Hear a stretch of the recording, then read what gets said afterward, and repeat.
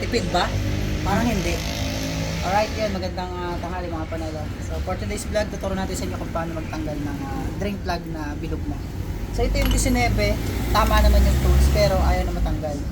Kasi, siguro, sa tagal na rin ng drain plug, ano na siya, groggy na. Sobrang busal-sal na. So, ayun, makikita nyo. Yan, ayan. So, ngayon, ganito ang diskarte dyan. Ito silsel tapos martilyo. So pag magsisilsel kayo nito, dahan-dahan lang. Ingatan nyo rin baka madamage yung nasa loob ng thread. So iba kasi sa drain plug, meron siyang mga parang paa. So doon nyo siya sisilsilin.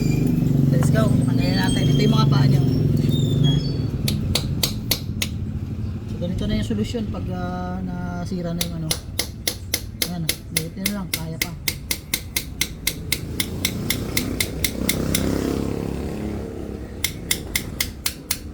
Na mag-change oil, silsil. Silsil na. Buti kinaya pa. Ayun.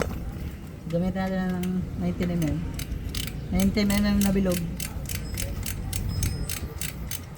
Ito na yung drain plug niya. Mga panalo, papalitan natin ng bago. Tanggalan yan. Walang langis. Ganda nito Dito lang sa lipa? Ayan na nga dito na lang, di ba pa change oil?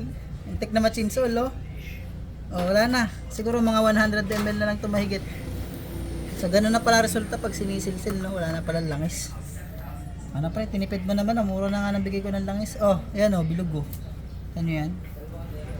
Papat natin ng bago yan. Grabe yung langis niya, ang dami, sobrang dami.